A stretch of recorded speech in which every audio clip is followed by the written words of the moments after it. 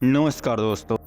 आज हम बात करने वाले हैं 2006 की सबसे दर्दनाक घटना के बारे में, जिसमें आरोपी को फांसी की सजा भी सुना दी गई। एक नहीं बल्कि 15 फांसी की सजा सुनाई गई और अदालत ने उसे बाइज्जत बरी कर दिया। मैनेंदर सिंह पेंदर जो एक बिजनेसमैन थे और उनकी फैमिली चंडीगढ़ में रहती थी, पर वो 2005 में नोएडा की निठारी के सेक्टर 31 में D5 कोठी खरीदते हैं और वहां आकर रहने लगते हैं। पर घर से दूर होने के कारण उन्हें खाना पकाने के लिए एक नौकर की जरूरत थी और वो एक नौकर को रखते हैं जिसका नाम सुरेंद्र कौली था, जो उत्तराखंड से दिल्ली सिर्फ अच्छी जिंदगी की तलाश में आया था। पर महेंद्र सिंह पेंदर को बिजनेस के काम से ज्यादातर समय बाहर ही रहना पड़ता था। पेंदर एक अय्याश किस्म का इंसान था जिसके कोठी पर कॉल गर्ल्स का आना जाना अक्सर रहा करता था। तक तो सब ठीक था, पर अचानक बच्चों के गायब होने की घटना सामने आने लगी। माँ बाप बच्चों की रिपोर्ट पुलिस में लिखवाने लगे, पर पुलिस कोई एक्शन नहीं लेती है। और कुछ दिन बाद लोगों को वहाँ के नाले में एक कटा हुआ हाथ मिलता है, पर फिर भी पुलिस कोई एक्शन नहीं लेती। अचानक एक पायल नाम की लड़की D5 की कोठी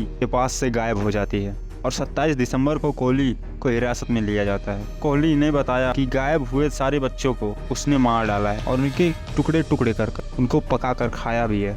और 20 वर्षीय पायल गायब हुई थी, उसका उसने रेप किया, उसको मारकर जमीन के अंदर गाड़ दिया है। उसने अपना अपराध उसके सामने कबूल किया। उसने ये भी कहा वो उन सब का मांस भी खाता था। कोहली और पेंदर ने टोटल 19 बच्चों के साथ दुष्कर्म किया। पुलिस ने नाले में नगर पालिका के लोगों को अंदर जाकर देखने के लिए कहा और फिर धीरे धीरे वहां एक के बाद एक कंकाल मिलने लगे और पुलिस ने पेंदर और कोहली को 29 दिसंबर 2006 को अरेस्ट कर लिया और फिर इन्वेस्टिगेशन शुरू। 2009 को पेंदर और कोहली को CBI अदालत ने 14 वर्षीय रिम्पा के रेप और मर्डर के केस में फांसी की सजा सुनाई। 2014 में दोनों को फांसी की सजा सुनाई। फिर सितंबर में अदालत ने उस फांसी की सजा को रोककर उसे आजीवन कारावास में बदल दिया। 2017 में गाजियाबाद की CBI की अदालत ने 25 वर्षीय सहायिका के रेप और हत्या के कारण दोनों को फांसी की सजा सुनाई। 2022 में कोहली को फांसी की सजा फिर से सुनाई। कोहली को मर्डर, रेप, फ्रॉड, एविडेंस मिटाने का दोषी पाया गया, जबकि पेंदर पर नैतिक तस्करी का आरोप लगाया गया। कोहली को पहले 10 से ज्यादा केसों में फांसी की सजा सुनाई गई, वहीं पेंदर को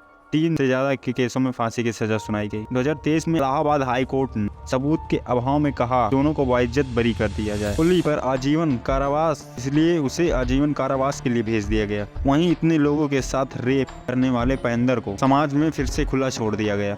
कैसा इंसाफ है। एक तो इन्वेस्टिगेशन में 17 साल लगा दिए और जब फैसला आया तो उन अपराधियों को बाइज्जत बरी कर दिया गया। अगर आप इस घटना को और अच्छे तरीके से समझना चाहते हैं तो हाल ही में आई विक्रांत मैसी की मूवी सेक्टर 36, जिसमें इस घटना को पूरी तरीके से दिखाया गया है, आप उस मूवी को देख सकते हैं। धन्यवाद।